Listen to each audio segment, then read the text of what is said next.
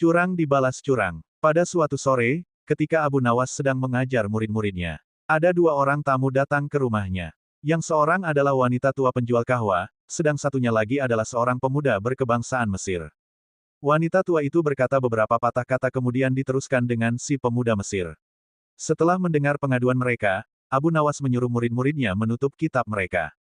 Sekarang pulanglah kalian. Ajak teman-teman kalian datang kepadaku pada malam hari ini sambil membawa cangkul, penggali, kapak dan martil serta batu.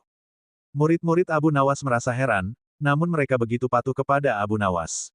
Dan mereka merasa yakin gurunya selalu berada membuat kejutan dan berada di pihak yang benar.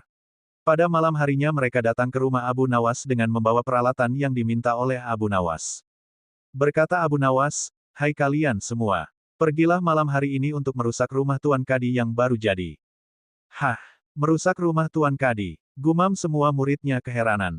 "Apa, kalian jangan ragu, laksanakan saja perintah gurumu ini," kata Abu Nawas menghapus keraguan murid-muridnya. "Barang siapa yang mencegahmu, jangan kau pedulikan, terus pecahkan saja rumah Tuan Kadi yang baru.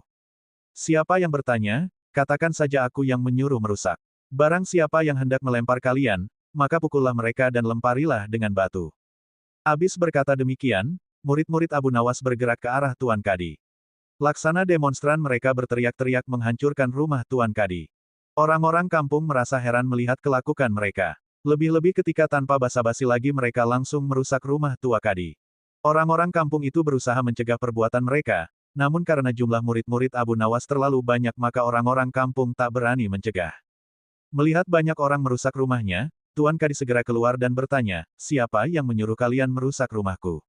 Murid-murid itu menjawab, "Guru kami Tuan Abu Nawas yang menyuruh kami." Abis menjawab begitu mereka bukannya berhenti malah terus menghancurkan rumah Tuan Kadi hingga rumah itu roboh dan rata dengan tanah. Tuan Kadi hanya bisa marah-marah karena tidak orang yang berani membelanya. "Dasar Abu Nawas provokator, orang gila. Besok pagi aku akan melaporkannya kepada Baginda," guman Tuan Kadi. Benar, esok harinya Tuan Kadi mengadukan kejadian semalam sehingga Abu Nawas dipanggil menghadap Baginda. Setelah Abu Nawas menghadap Baginda, ia ditanya, "Hai Abu Nawas, apa sebabnya kau merusak rumah Kadi itu?" Abu Nawas menjawab, "Wahai tuanku, sebabnya ialah pada suatu malam hamba bermimpi, bahwasanya Tuan Kadi menyuruh hamba merusak rumahnya. Sebab rumah itu tidak cocok baginya, ia menginginkan rumah yang lebih bagus lagi. Ya, karena mimpi itu maka hamba merusak rumah Tuan Kadi." Baginda berkata, "Hai Abu Nawas, bolehkah hanya karena mimpi sebuah perintah dilakukan? Hukum dari negeri mana yang kau pakai itu?" Dengan tenang Abu Nawas menjawab, "Hamba juga memakai hukum Tuan Kadi yang baru ini tuanku."